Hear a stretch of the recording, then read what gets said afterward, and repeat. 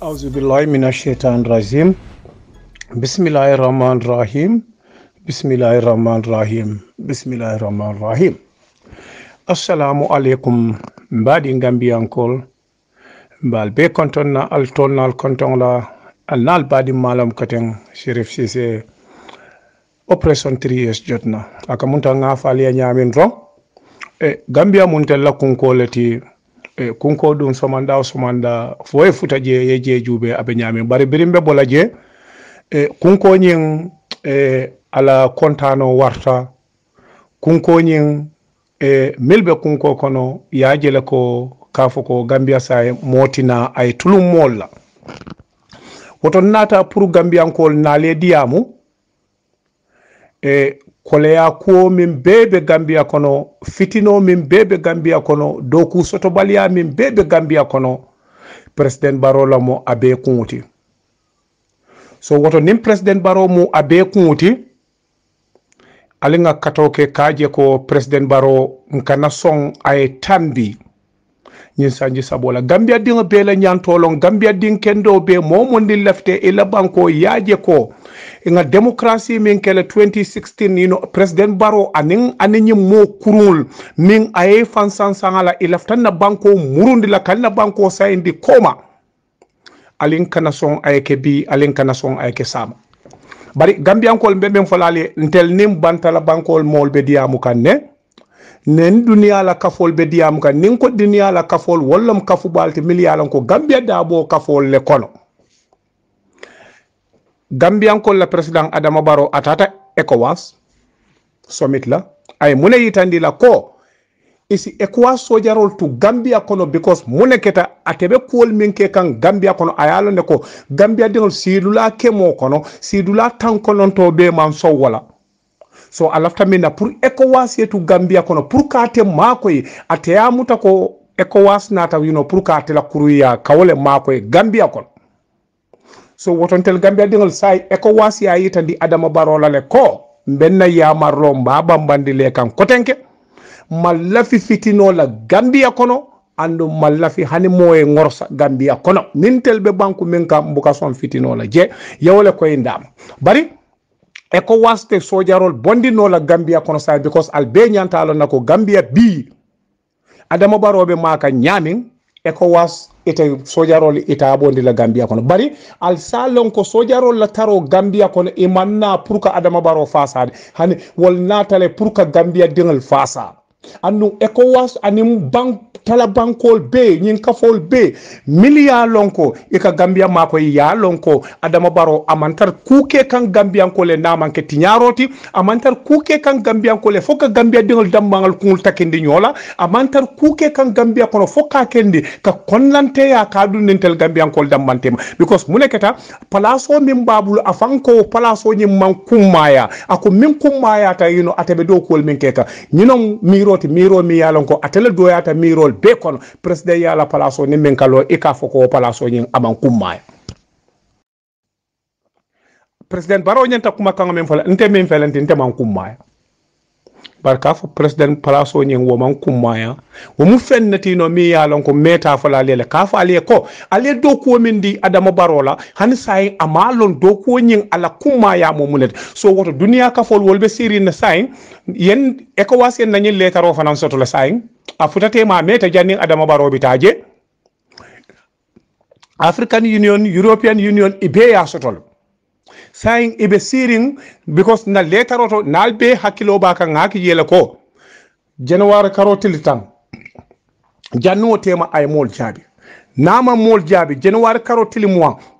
Gambiankol be fintila mi yalon ko wole fintita ka tambi min fintita December 16 woto Gambiankol nga President Barrow minje because muneketa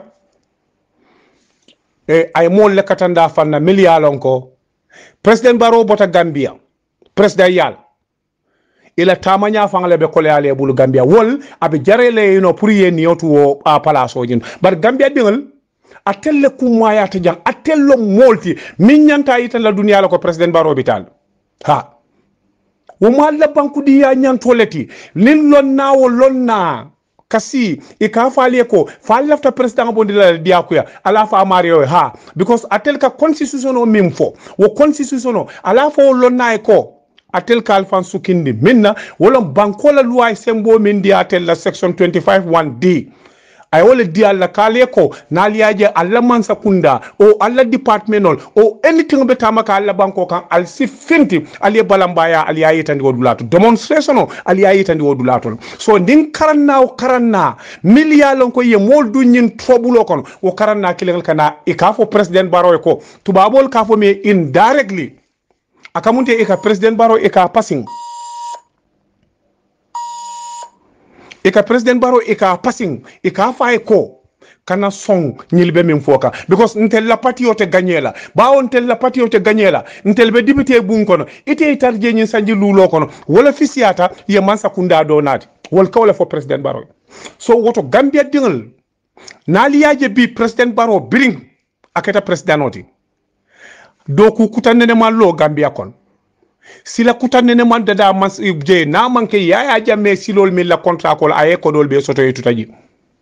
bring ay Ousainou Niol bayala man sakunda kon wole projet ko min nati wulli ma fangala ani Amadou Sané Niol hanni saying president Barrow because dunia tela ko do di la president Barrow mata nyamin president nene buka ma wonya esi president nene buka ba wonya ite man sanji fuloke office auto follow ite ka mo la kodota million tan saba million lulu Gambia kodo ika dundi ila musola account oto million tan saba million lulu ika dundi ila musola account oto niatari million kodo di no Gambia la nu niatari wol manna ye diamunu president Barrow ay sunya roleke already wo mu sunya roleke wo damma yakende le ko president Barrow manyana continuer ka Gambia la president te kotem bawo ala muso mantar do ko lantelie ala muso manke Central Bank of the Gambia ti ala muso manke fenna fenti intelie Gambia bari ay sunya role ke milie kodo fenke wotumo le biringo ko nata fenke ala justice minister nata fo definitely wo kodo manyana tala o account ot so momin miya lonko ate anin hadama dingal ate katar min kuto na manke ate be kodo min kelala jifo kon president Barrow man haji soto Gambia dingal la kuto bi ni momo nin sasata bi ikaleta prastamol san Senegal Dakar alla tiol felenti alié nati abe sanno alla tiol alke samba Senegal president Barrow atel Gambia deul alié risin sotole sako momi yalonko bring alba tombo na carte kesola atata IEC ay mi yitandi IEC la wala mtebe kala president noti independent candidate wo kola ntebe kala molati mi yalan ko sanji saba mbola kala nyimbanko kam president yala wo kola ntebe kala molati no election o mba organize la ninga election o nyi organize nte kunkilil lante man sol lol ntete lol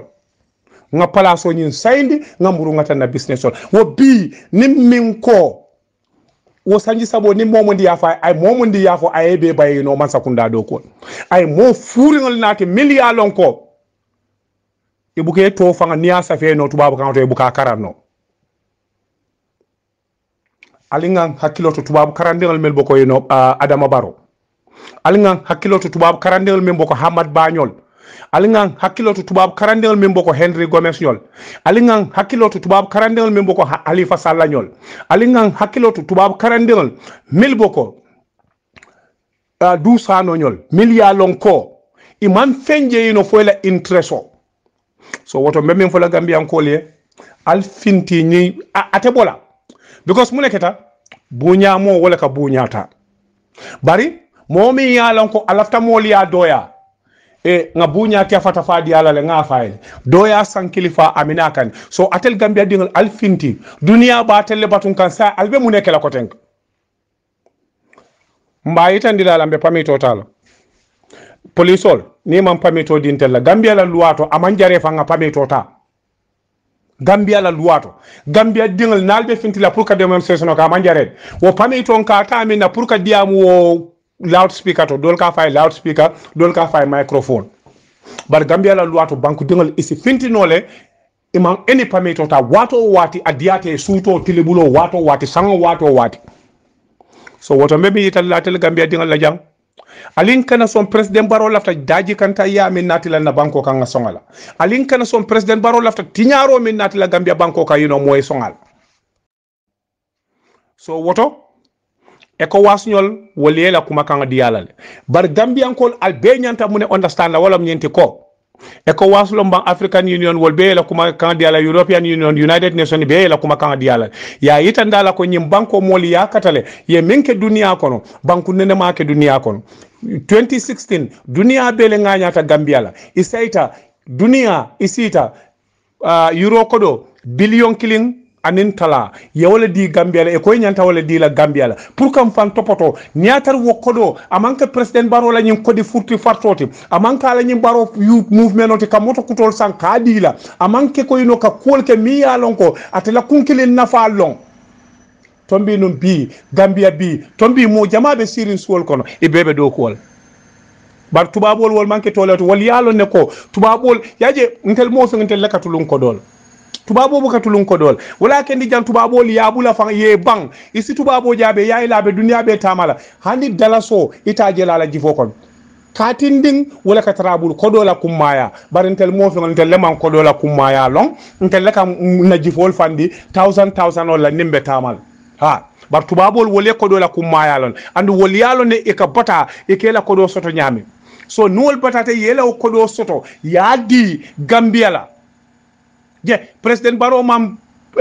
anyalo banku do koka president baro ma nyalo ay sanji sabo min fo nyin sanji sabo ate fangale balanta amanso nyin commission londi la amanso nyin reform sol kela pour ka fo Gambia ko le ha ntenga do ko le soto wo do ko mam bang lafta kafula na legacy ma ala fo president baro ente Sirif Cissé ko ate la legacy ayo tinyal andu mba ma ko la pour ka la legacy ka tinya kendeke mba tinya la kendeke president baro be sambala commission men to wala be jaw yala ya nyin president commission men belor ha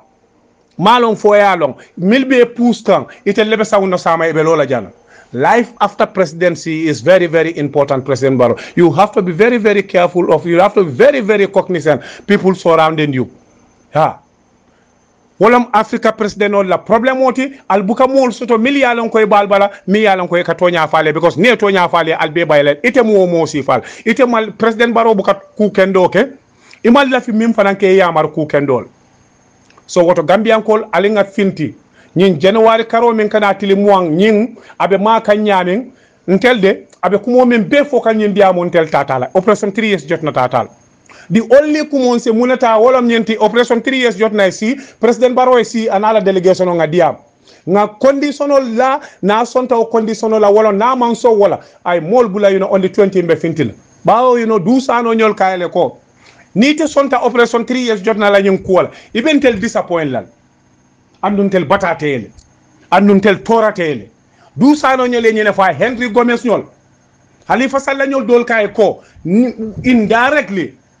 kana song iminale rek ye si ni sita lokun killing ye say suko lokun killing banko mi yalon ko amu Gambiati molbe demonstration civil servant sol fintite be demonstration wo be Gambiatu la min tole ni mumol lati million mirol soto mirol mi yalan ko ibotanu Russia wo Soviet Union and wo Soviet Union wo miracle wala akandi je janjanta so woto alin kanan suku molla mol mi yalan ko e man Gambia soto e ngani o kono mol mi yalan ko e man pare ka Gambia dala Gambia dingal alinga finti nganna banko bonde na banko aba kundun kandame nkana songala bi nkana songala sama al nal badi malum Sirif Cissé operation 3 years jotna kin sport la leadership kono ala barkaba yo e ko ya jamine fulani tole be bonna je ngakol la soro al hekatu bari mune kan moldu mori sosoto e kan fulani tole be bonna je usen da bonara finde akira kole ati mo be aji ko soro ka sa bonni no je woto mollaw kuma kan wala mu ko to nyaari muti wala na bire nyi molu tol fo min nyanta makamo nyi nyini nga adama chodi wolu latan nan bire nga chodi isontala yata ngana dual kainu ngata mansero le fay bari wolu wala janne kada kada fa adam fanko sanji saba nte men felete nte mala fi sanji saba nte ko sanji lu adam baro nte ngol fay na ala bungo kono na mo flo bes ni me so so na bungo kono na ina talo men keji men be ka kibirano ma bibire ka kibirano ma ndo na ina talo men ni adam fon ya na talo landa ba fay to nyal ngankelu mo sa mo len tata campagne deni ko men be dunna janni fara kala bala nte na be sir ngala bungo kono ako sanyi sabanka e moro sanyi saba president ya gambia banko kan o adon hamoni do ko leba ako nyi moro yalla men yellonde ka fo me yellonde na sarto mo wolete president barole afon woto ni wolon aya fa manke fitino baabe fenne nyin kan ala o fengo sotari mbanni o kola mun nyande kaw ke fitino ya mi adama temira la ba mun adama be fitna ko fo adama de nyole be fitna ko ba ala fo Ousmane Soye ko gambia dingul Ousmane So ma sembo so ga gambia dingul silani nyim banko kan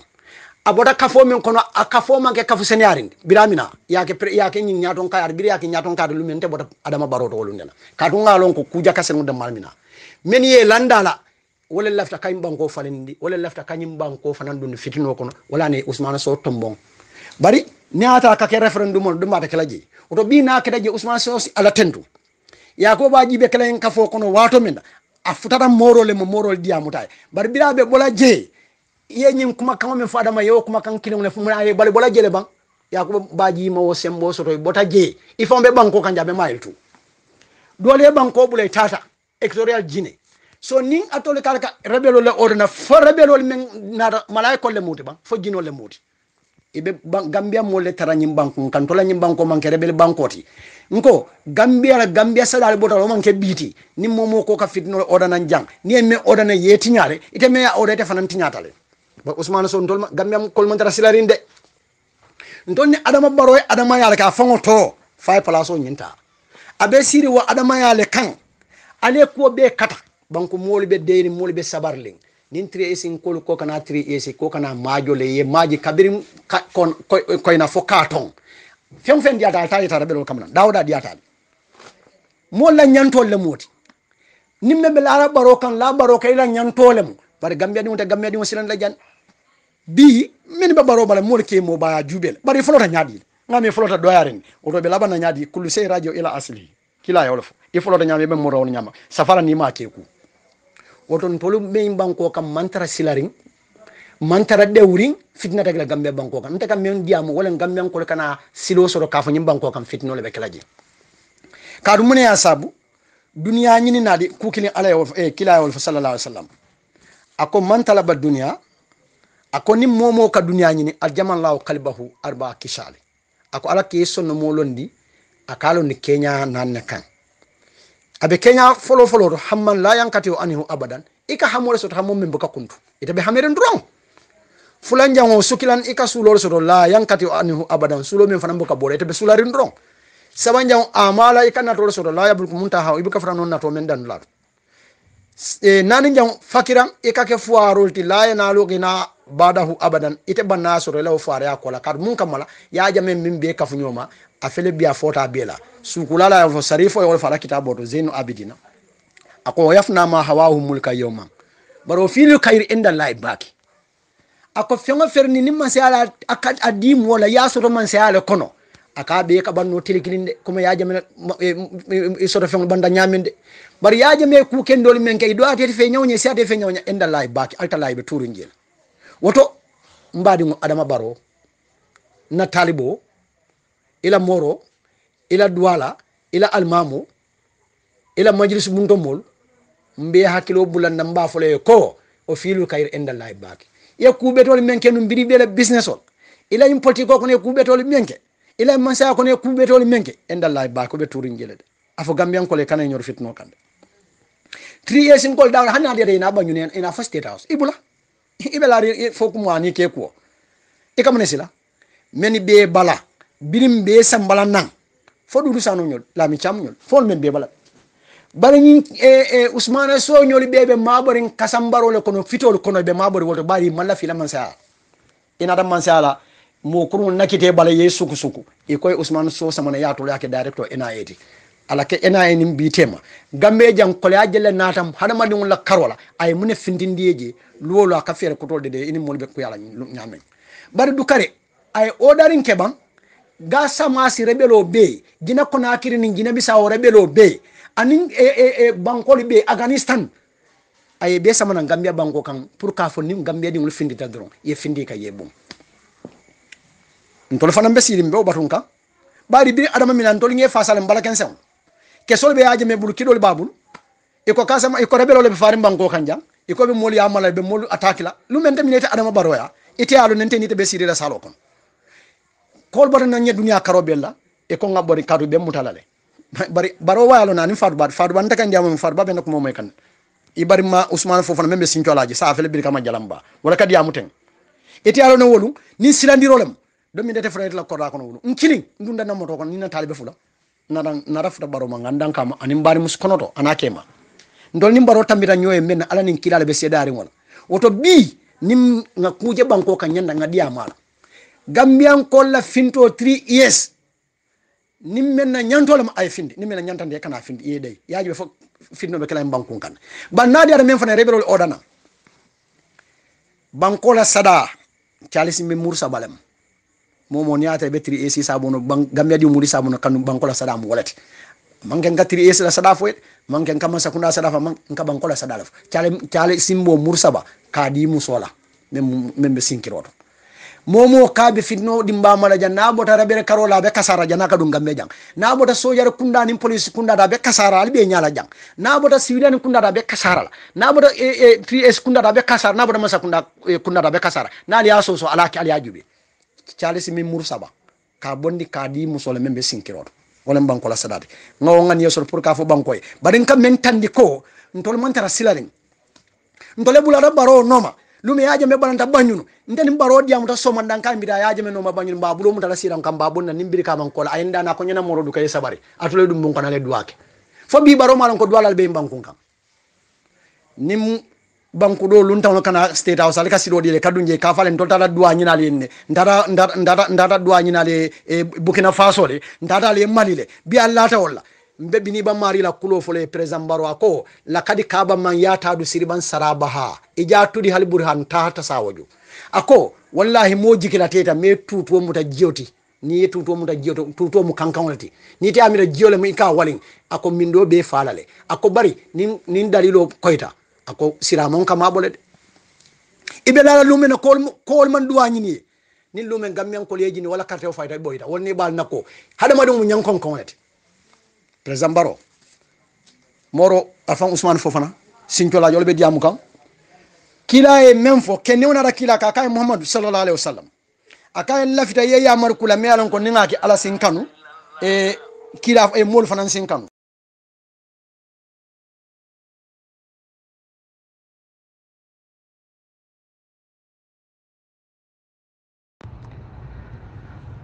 Assalamu alaikum Mr. Sonko Democratic Forum mole ngamu be kontong itol ni kontong bu ñaar mo la kontong ro flo na forum la president wala Mr. Sonko admiti mo majasa ñan ter kanunte lam fu ñu jete Bakar Touré ngal kontong bake nga forum la diamu la ning alfal be kontong min bu ko Ibrahima Sanyam fa Brahma Drame Mustafa Jete Lamin Jai Tamba Kamara Abdoulaye Dabo mbari muso Aminata Saho ani musol min bebe forum to Lamin Cissé New York nkotuma Lamin Anta Diagu Keba Sissoho Samba Sisao Soute Fofana Mamar Jeite Mamadou Sane adina honorable Almamo Diba ngal kontom bake nga UDP forumol be konton ka audio sia forumol men be to men buko Kalilu Wali ani mbari muso madame Kinte Cissé ani Omar Kamara Kitabu Sane Alaji Jabi anin ter kanute Moro Cissé ngal kontom bake diam lal ni lamir lal nin bebal la forumol to ngamo be konton itol ni kontom bu ñaari ngolan telom Aliou Jammeh yo nko bi ngana final kachake to President Barrow aning kacha domandinke doy fanana PDOIS walati nanko to President Barrow and PDOIS so bi kachal be telendi ngolella President Barrow na final kacha sanyi sabo anim President Barrow la bawo nga kachal ke nyin 3 years la nga na positionul fuje nga dalilul fuje dalilul miyati na president o nyante ono la ayenta sonna atla Cairo kan Gambia la demokrasi nga na mirol be fuje so finally ngaje pati mumbu ko doy wol fana yela diamul fuje nying pas de sul kono nga adjournment debate follow National Assembly to nga moy Sidia honorable Sidia ni honorable Halifa la stand for ye diamol min kije way mine di way mine fo ñing sanyi sabula mbenna miro fola wolto doy mbe continue la ni woli debate soto politico karola bar ñi sanji sabula karo bi lebe kala na final date na bota alabala pour que diamu president baroye about these 3 years bi lebe kala na final torti min bina president baro kan mbe kacalal politiko lale anin 3 years wala fanna dolla bari coming ka kaca ka ñoo konoto dia ka president o konoti dia na miro laje kol mimba na fala bi wala be kala na final kacati bari jannimbe wo kaca mala bela filanga kaca du manding na brother honorable Omar Dem nga kaca do ke nung 3 or 4 days ago audio la mim bulanung mfata nata jabiro murundi wo audio kan bari nata kuma kilintu koma nyinata wala nung kukum marimba kacal kono wolom coalition 2016 ala sototo honorable Omar Dem ya emphasize wo audio to bake ko niaje coalition 2016 sotota successful tano honorable Halifa Salala duku kendo ay minke walatina coalition 2016 sotota honorable Omar Dem tata fok ako asontale ko Sirif Cissé minfo ko honorable Halifa le lafta fitino kela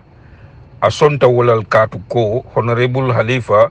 la katakuo walatina coalition 2016 sotota no fonga president Jammeh Bondi ñinata manje jaabi nung mbela fla jele jaabi la demanding aning molming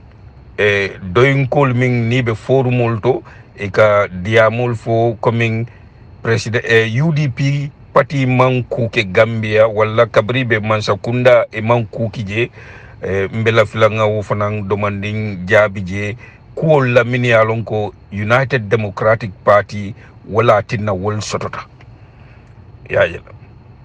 mbe kacala wolto coming honorable Omar Dem ye min foko doyle atinna coalition 2016 successful ta sotota no je man wala mbe dalilul fola dalilul mini atinna man wala niaje coalition 2016 sotota a successful ta wolom tala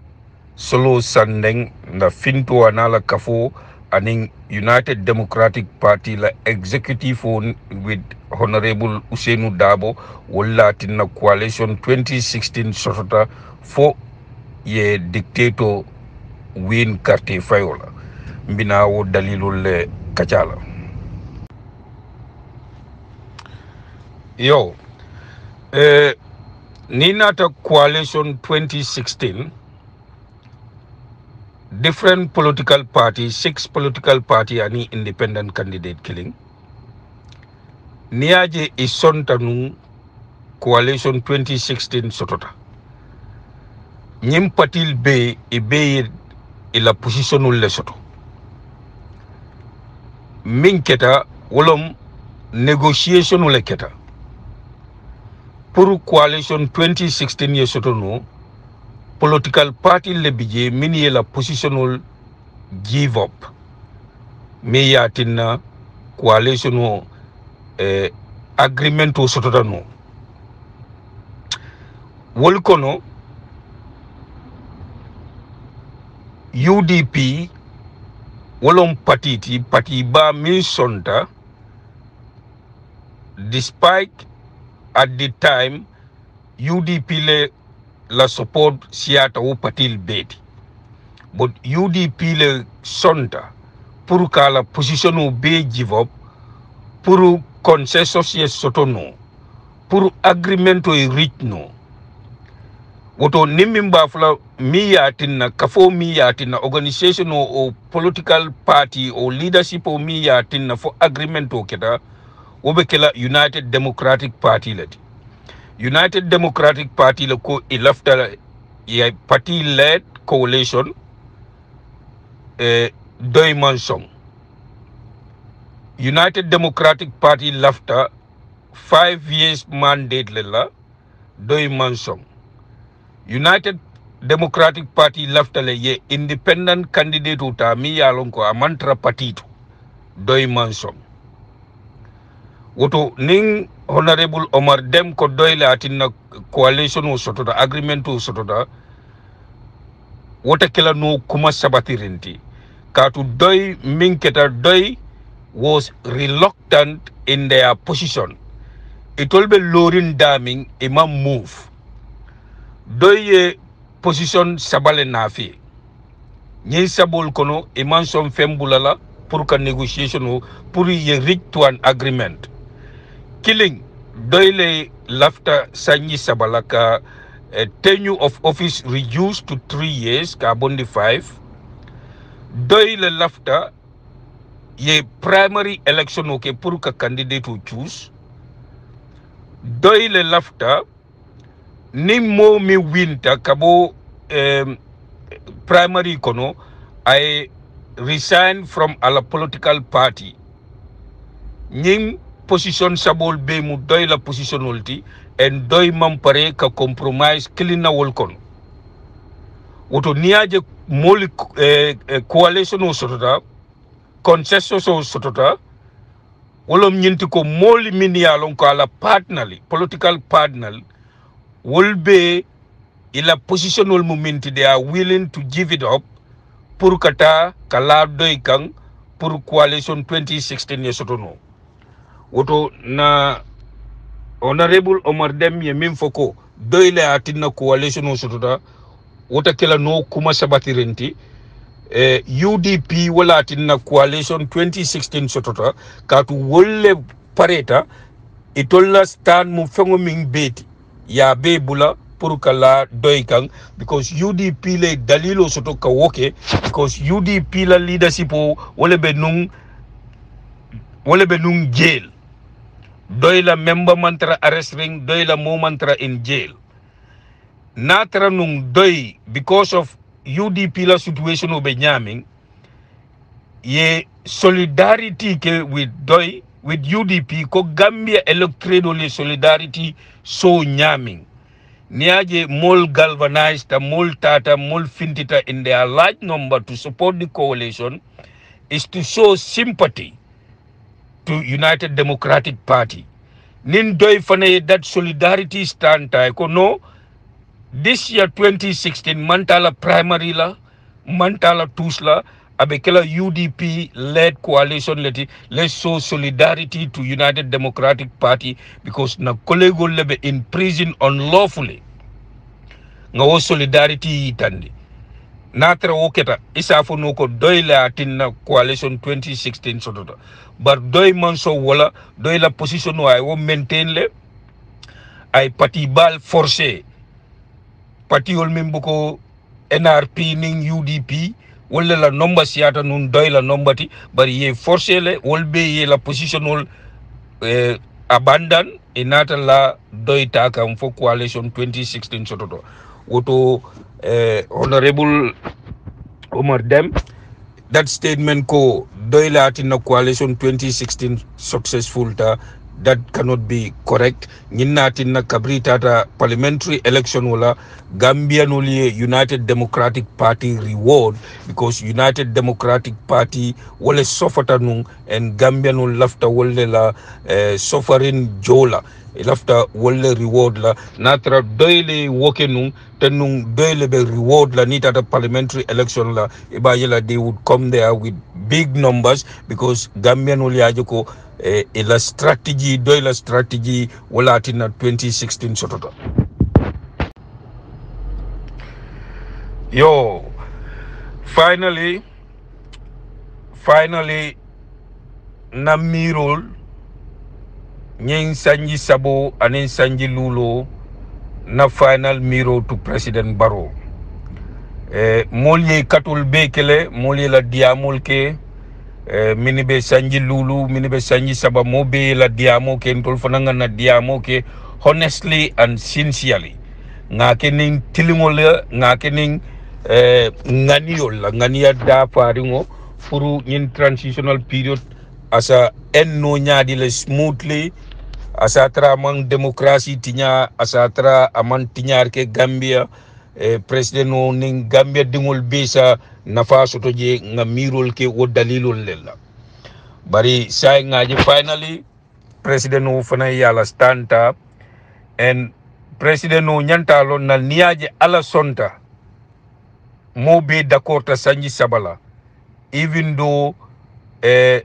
doyda male lafta nu sanji sabala jama ba mil lafta sanji lulla isonta doyla o sanji sabola president no fanan sonta o sanji sabola ay Gambia be ran o sanji sabokan anyanta lonal ko natara nun ala lafta sanji lulleke ten nun negotiation o be keka wato minna ala be miral do dinna nun honorable Halifa Sallah kungotole mimbala mind change la ko nyin president o de ninga winter atemanta ron la koteng woto dalil tije pour kala tenure of office jendi to sanji saba wolom common sense ti bawo imal la fi ilafta a level playing field la natural lafta level playing field la alafta institutional reform wala kala woli be sa kenole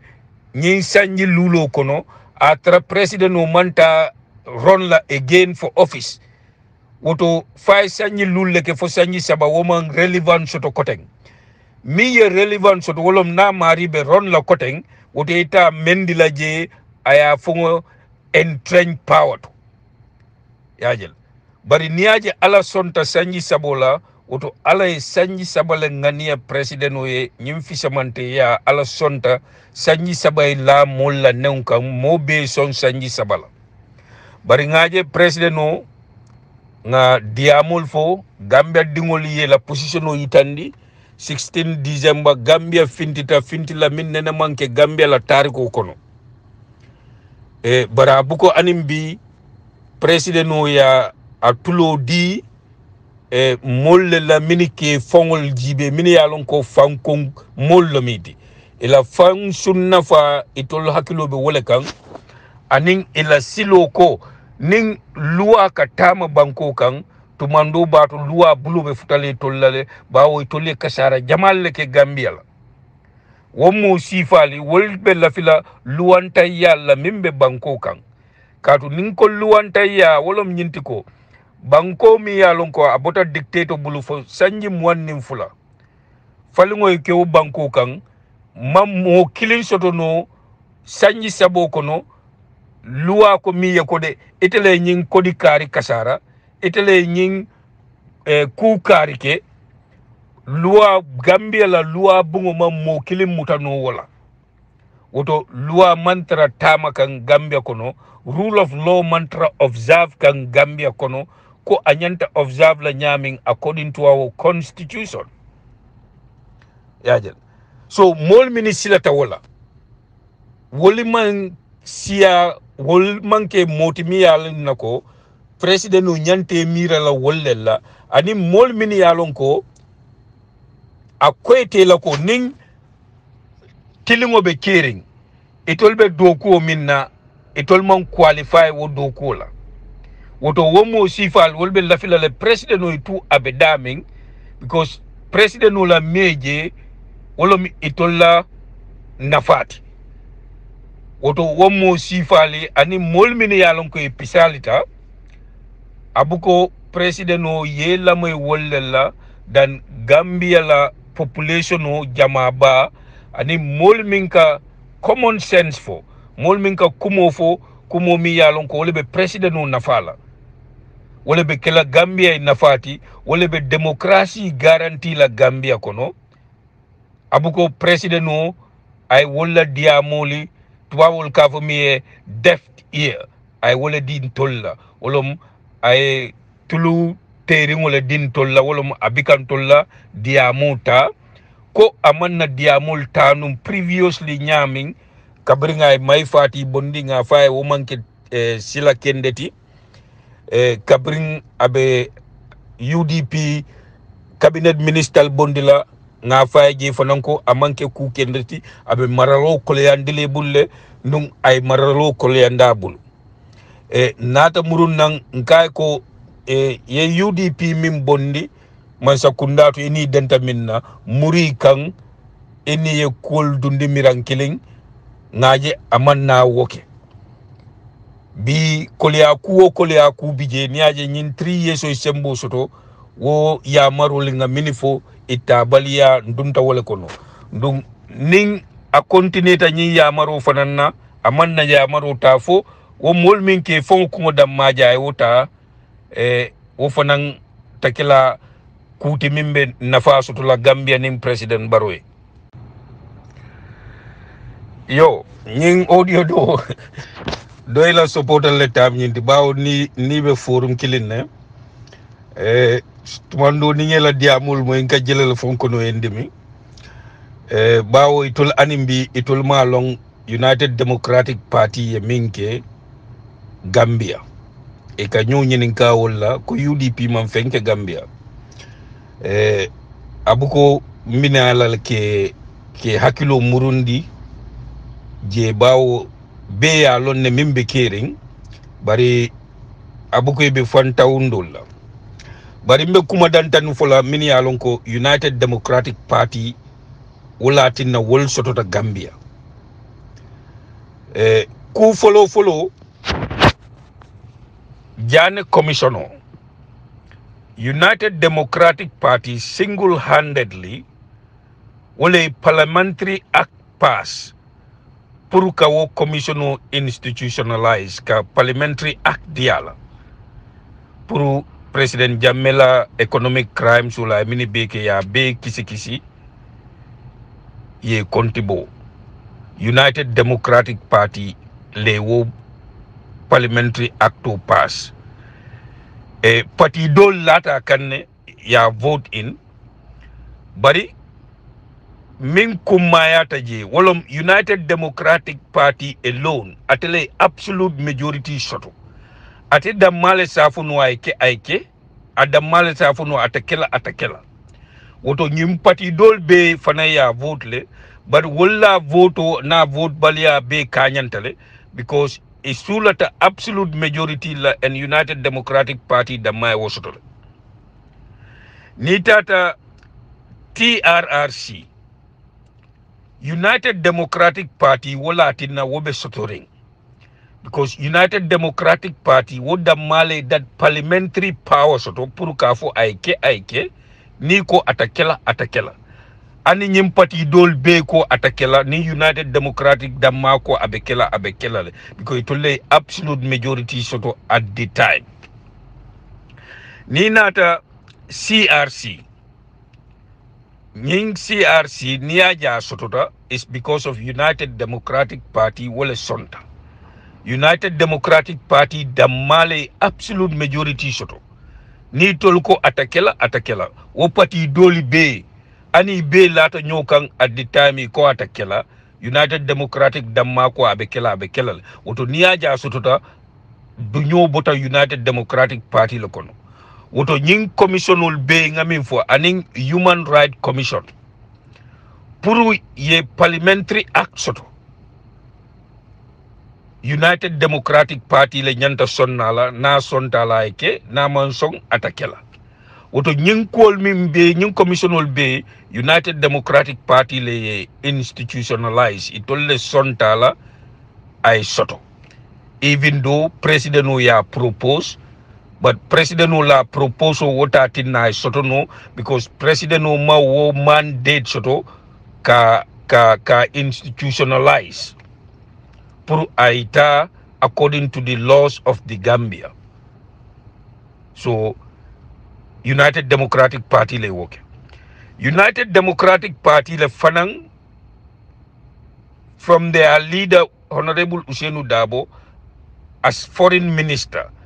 Wole nin Chinese sol negotiator ye Chinese sol dani fo julo ila China la julo mimbe Gambia la ya julo cancel inata $85 million grandi Gambia la doima woke United Democratic Party la leader and in the cabinet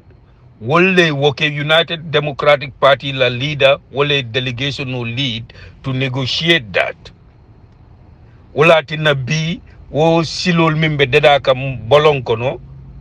wolbe sotorinje woto United Democratic Party ye woke Gambia yele fo Gambia dingol be nafa soto la wo silola bolon kono. United Democratic Party with the leadership of Ousainou Darboe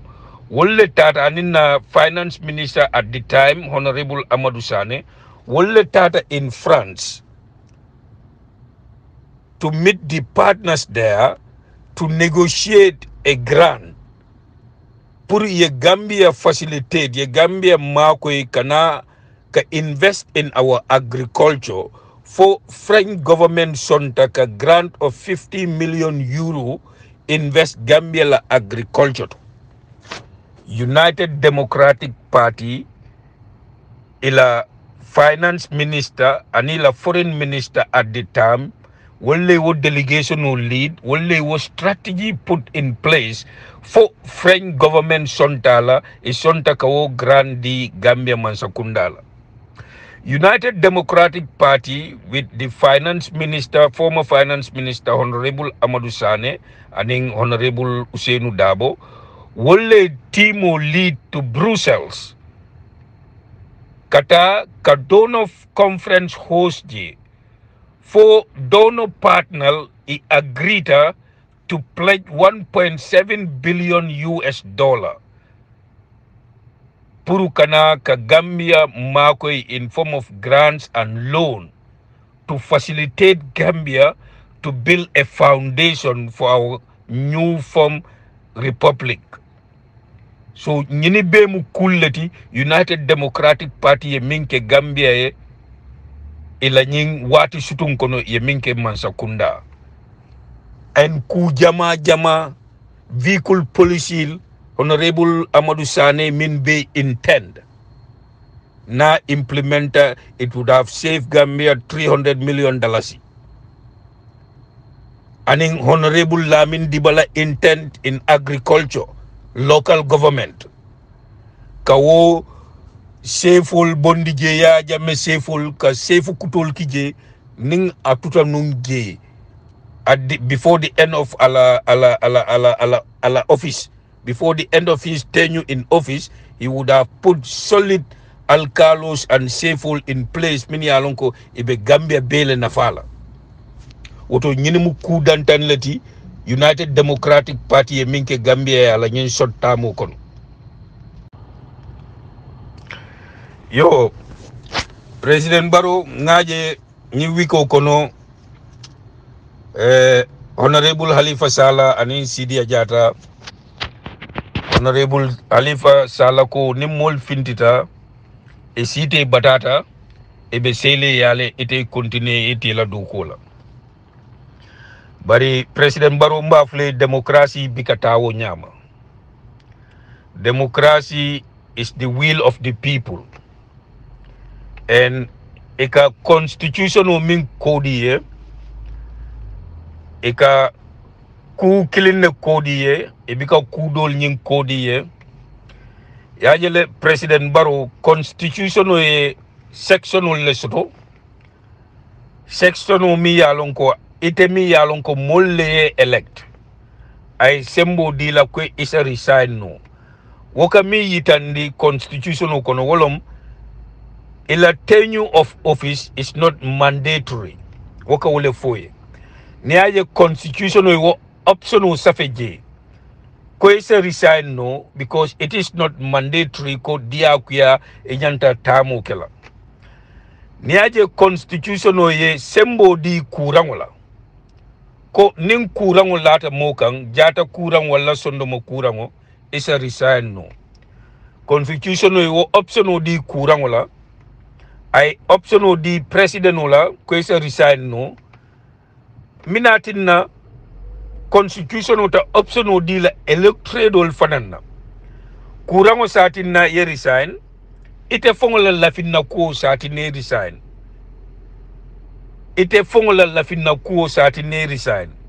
So mol mini yeta do ko la dum yalo wol fanan na la fina ko sati ne resign wolom popular uprising ti wolom ni tata fuya realize ko you are no more enjoying the support of the majority of the people. Ika resign honorably atra mol fongo man finti ko resign. Demokrasi il katama wole nyama nyin demokrasi mi yalon ko nga bonde tubabo le bulu tubabo liya akatama tetile ning prime minister o president yaje ko sande tonya mam majority sotono moli bulu ida ila representative house oto ila national assembly kono mam majority soto je koteng ko Theresa May in England womu clear example ulti anin jamaba in Italy in Spain ikaje president ul kila budget samba ikila budget reject ika resign because imam majority la trust soto anymore. So ning constitutional option di president ula moli eta do ko la bari se fonyono ay option di kurangola nin kurango late kan jata kurang wala sondo mo kurango o fane se fonyono mol mini fana yeta do kola ni wol fana malla fila e se fonyono le ñinnom démocratie en ika min foye ko nim moli koye ji womu treasonable charge leti womu filibante ya dia multi womu demokrasi lombal yalati mimu treasonable charge wolo mo danta ye jorangota e ko be dia kuya man sakunda boindila wolo treasonable charge. But if the population rise up and demand an elected officer to step down, democracy will right the bankudingol lale. The option you have wolom molikana finti. Itol nyanta minkelete wolom ye microphone ota ye campaign ke Gambia kono kaita ndi Gambia dingol la alkana finti alkana fu president no ji ni be mako ele nyanta wole kela bari ni ko stand against the will of the people ni moliko yeji wamu kude talti. That is misleading statement. Walmu misleading statement lati popular uprising ol keta dunia bankol min beto mo kilintije ye min charge treason la e uprise ta leader min kan wol leader ye wolle exile wolle tata in exile ye doli fa unfortunately bori in nenemang order di puruka wo population will charge. There is no police force or army force in the Gambia. Means mo wuli keme fula kata mo wuli keme lulu arrest no president. Wo jail ta Gambia kono ibe mo wuli keme kata fo mo wuli keme lulu jail la daming. Ning banku dingol min tata fo mo wuli fula kata fo mo wuli keme lulu. Ni wol fintita kuo kula wo kuolam constitution oti wo kuolam molla kangoti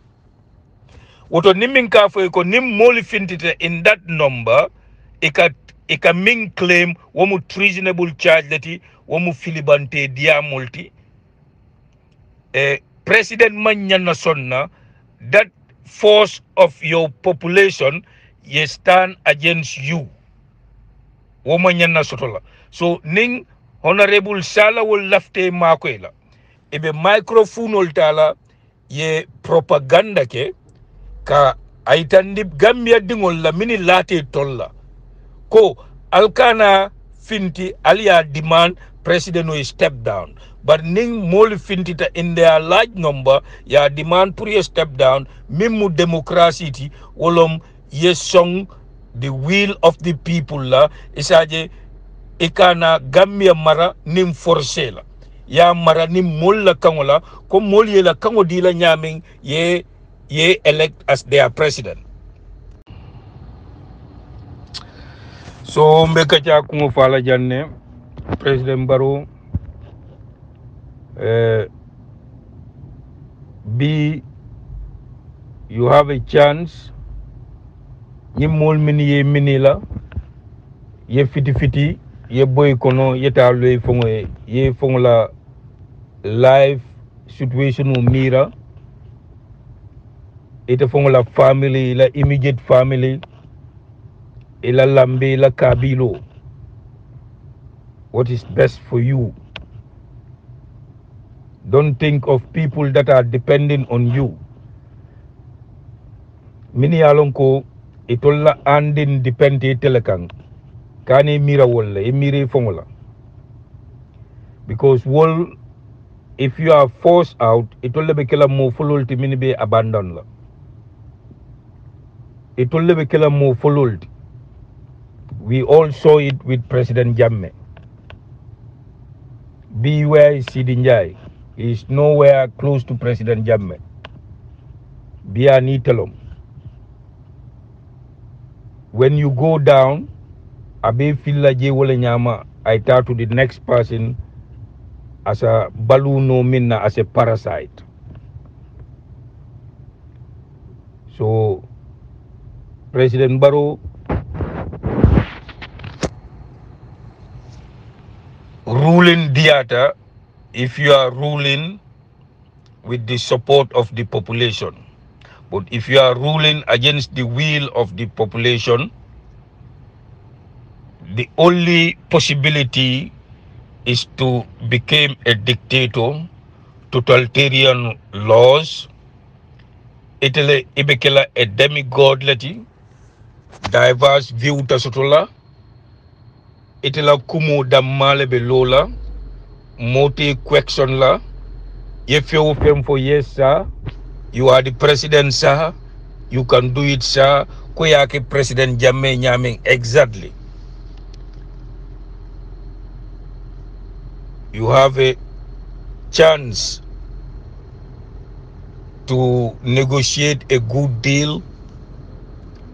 a lifetime guarantee dealer, a security dealer, yela wealth enjoy, inila family, yetra bunya kono, bunya bengol keta wati Gambia isatra siringa tema. You don't need to form a new political party. Step down, go back to your party and bounce back again as a presidential candidate. You have a chance to win again. Nitama chance to idingo sa chance to nole. Nidingo ma chance to imamaringo sa chance to nole. But if you force and the population mimfintita on the 16th December, where I tandila ko majority of Gambian people want you to honor that agreement. Nyinna tinna mini lafta counter killer 5 years they attempt ikoi bakela on the 4th imake. Ikoi bakela on the 14th imake. Sai iko on the 12th. They've changed at least 3 times because that kind of a crowd to pull that in Gambia, it has to be authentic. You cannot negotiate that type of a crowd. You cannot buy that type of a crowd. That type of a crowd must come from deep inside people. Abekela kuleti mulata minna strongly. Woto janning wo bebe sotolaje President Barrow, the best thing is honor the agreement alonko wolom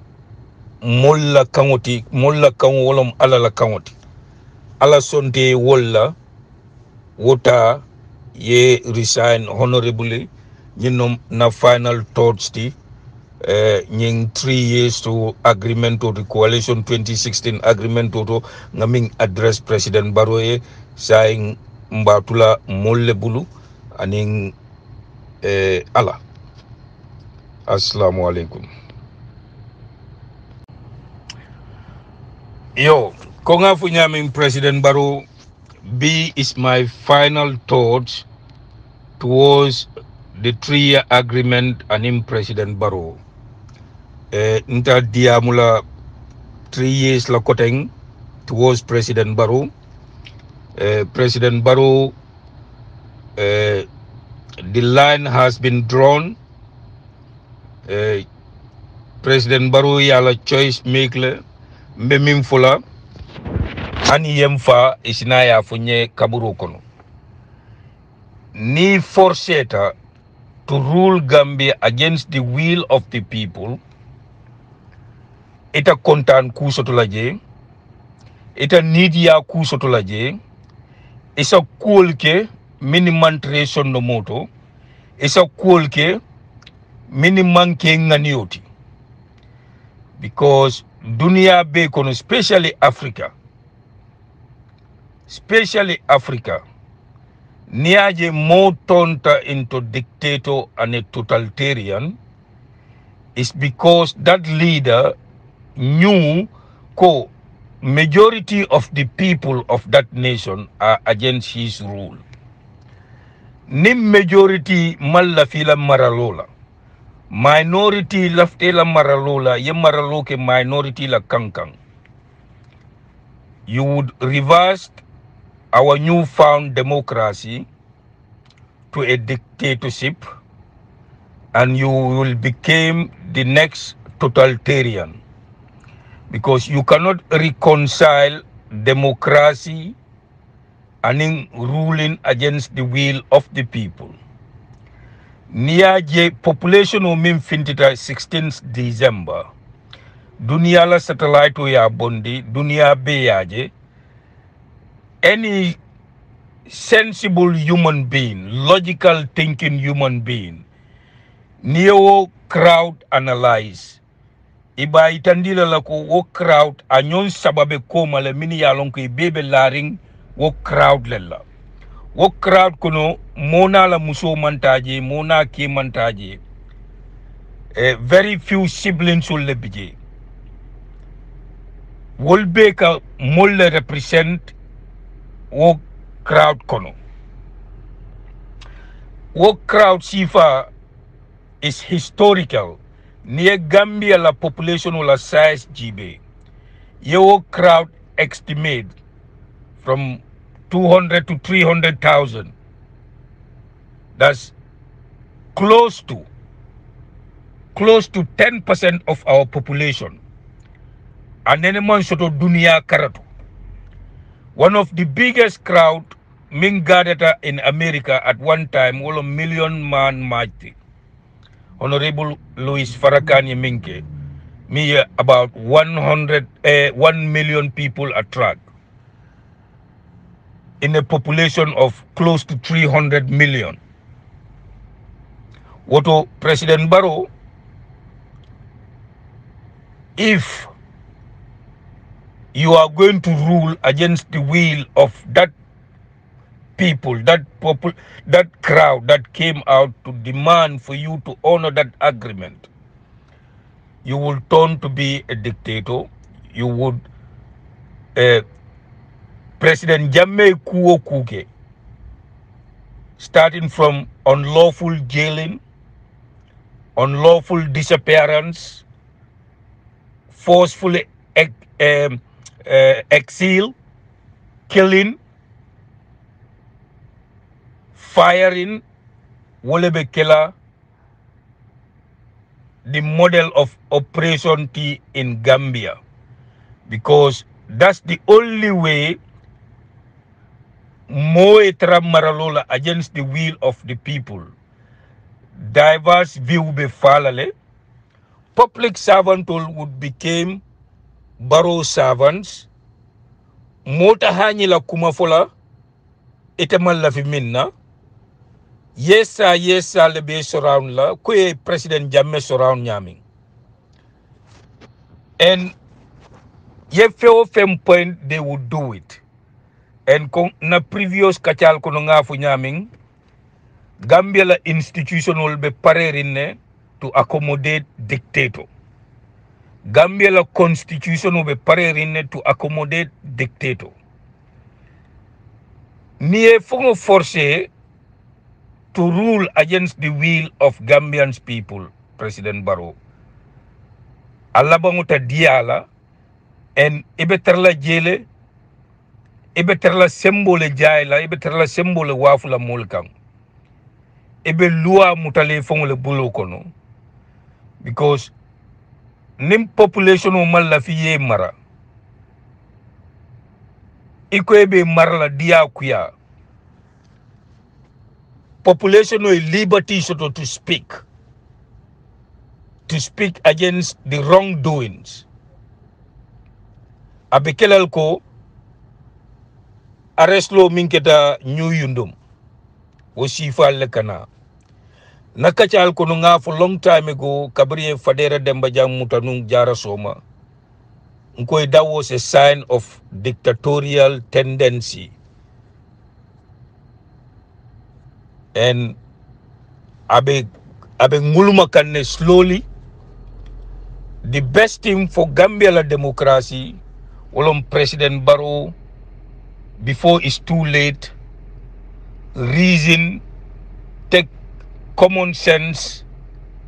song alala kerola, ko alale inibo nyinsanyi sabola, asake yena soto koteng, nite ma soto asake idingo ya soto, niwo ma soto asake imamaringo ya soto. Bor ni tata nim forcé la ete la chance tinya idingol la chance tinya imamaringol la chance tinya. That's a possibility. That's very likely. Ma fo lebe ke la kantol kana mirol fo nga kul je nyaming ka analyze nyaming. The likeliness will lebe sotola President Barrow. Yo, assalamu alaikum, Beauty Network for 2016. Mbembare musolo noma minketa musolo bati flasinani anin jatra sinani dikonim fa nyami koronkondo sasang ni demba katan kore fulone ne moji baba moji binkale bonota be konton nam be tentula bake be kafo fama konton na minketa Muhammad Lamin Sise ngana mandi mori ko mangana mandi mori berte ngana mandi mori semekanin kiamang banna mandi suma folo anim mandi suma labaw karanjatu anim manjatu Sise mori awuta kucala kono ya kutim binjiola abashiri Amerika banko kangana la barako na la suturo nin tanko alama alewa sabatindi wala Muhammad Lamin Sise 3 years jot na fama be Kingsport kontonna ala nyaton kaya koto be duwala simaya la anin jata kendea ani yiruwa ala nyaton kaya koto alama ale duwa jabo ni suturo nin tanko lan kanje ngana si nga sen kan alama alew ke annin kila ni mahromot Kingsport be duwale bake nen Muhammad Lamini anta jaju samura mba konton nam ba tentula aja sabutura ke bam fali jaju dium aja kumbandin dium fansumana kumba mamarem min botan ki jamme bala bota faraba jamme bala jaju farsi nani wallahi be konton na bake Muhammad Lamini anta jaju wuda kucala ko ne yekutim binjiola mo bu ko ñinen ka ko mola mandin ko ko surundu kuno dinkili wala fisata kaja dinke mod adu ñepete kunu ndiw haare boy ñonte samode mo ka kutu so ko nita kuto fawulo ko no ale ke mo kendoleti ale barako keto ay barako ke newto ay barako ke la ko beto Muhammad Lamini anta jaaju be konton na bake Gambian kolu ali bo sinola ale wuli musol nin kewol dindiw nin kebalu Adama Barrow man ñin 3 years jotna min kanaten min be kela ba jelale nakata wulila abe kujela nyala bira baya wulwa na manaje ado jelale wallahi kalta alala ikanyim bosol min fotan ka foko ibe keletade social security financial wolle ñim bosol sam bosi keme ya samana Gambia banko kam iko food transport so sono ya Gambia banko kam manjanna alfa ya koto anala nyaton ka ya koto woto mbe manjanten tula mbaje la mbe social security ado kulalu financial be konton nan be tentulam be jela be bara nyimma min ala maliyal kontinendi banko ala matalla man soye sabaro kungalto ala matalla man soye hinante ya min aliba kono aliba ke kan ala matalla man soye sabatinde kambia banko kan alla palaso ala ma yiri wala ala ma fala kayro nemo ala yal tanka jawol la ma sibola ani la korte jawni la dabar jaw ala ma yal tanka o alqur'ano sura keme sura tangani nano horomo sabo kam ale kila sawolo a jawol ma sallallahu alaihi wasallam ala ma ale sawolo jawol ma ale annabillahi musa sawolo karuna la ala ma ale sawolo jawol ma kila ni salbo horomo ale bulisa danka ala man na danko mutala jawol ma kila ni salbo horomoto alqur'ano horomoto tabbatiya da horomoto alam tara kayfa horomoto yasu horomoto fatiha horomoto la ilaha kuma horomoto wata horomoto inshallah sallimu karimu musol ba burmaniya sina so banjani wuli kilimaniya kum de fenki kane sabapen kuma musiyanta kasidi musukuru yala mu kasoti be konton na bake ni madamu kinte min be sirin kambiya banko kan ka fo sato mi ko mani bajara balsan kunkun min kolon min ka jikal ni mama ko do min de ban sikati anato ma min mu madamu jobu trama kan sidi ko mani bajara balsan batentula ka jeyi aninna president min mo asana turati ba konton nam batentula ka jeyi baka kambiya dingulu ali nga wuli riyes jotna lungula mo kanatu koma kin support la alfaya koto ani lamin sisela faya koto alim benga wuli ngawta ngata tan de adama baro tan la nge kijen koy boje anda be bola jele adama baro anala man sakunda be jilale ala e jindile fanam be jilale ala e jindile alama ala e jindi ala e jindi alama ala e jindi ala e jindi alama ala e jindi ala e jindi alama ala e jindi kilani salbo horomoto alama ala e kambiya dingul sawoloma alama ale kambiya dingul sawoloma alama ale kambiya dingul sawoloma baful assalamu alaikum wa rahmatullahi ta'ala wa barakatuh professor international jato muhammad lamin fati wala ni kibaro fandal mala baraka yo ntala murtana ni mo audio flo nyawde kambiya musolu kabrin katon fo koyna biri wulle pasama kana fo eso kana banjul musolu atella ka wulu atella ka bata dingul kunna atella ka dingul katindi fana musu wo musu ni tare be kambiya banko kan ye dingul wulu lafte wo dingul ek nyaato ta soto aybu ke isawoti idingu ye nafa dunia fulakira ali be wuli kata 3 years jotna lum mo kana tuje gambia be kabrin katon fo koyna bili wulli pasmas fo esew kana banjun abe funti ngata nga adama baro bondin na palasoto amman jari ka tuje malafi adama baro la min fon lafita adama baro la tol malafi wala e kanyin kibiri kumo min be fota nga be kuma kensen ibe jakalirinne alun kafo be funtilale mbita nga jube abe mune kenola atemu mu dum muneti fatale ya fankem nyim palaso fu mo la kije abe wolonna nyin januar karolo kono insha Allah ni alkitala ala be kambe sawolola adama baro male anala mansakunda min kata coalition mansakundati nafikol min ka diamuji wol be kuma kensen folla e ka mol silandi e be kuori kala e ko sai ka nyapi mol kanni ni nyapita momo yela silo mutay koy kata nyapite kan ni joran be bulu ak i nyenta min kele la kela koy dan katol le moti ibe nyapi la mo kamunal e ka nyapi mol kamunala dan katol le moti holi dimu dan katol le moti ala foye tankun ala fo tankun ala fo adama baro masakunda tankun ala fo tankun gambia service manol police kata sojarol paralu ani immigrationol memem folaliye al laftal yalla dunya enjoy al yalla service ko na le kayro sotoje ani yirwani nemo ali bula 3 years jotna noma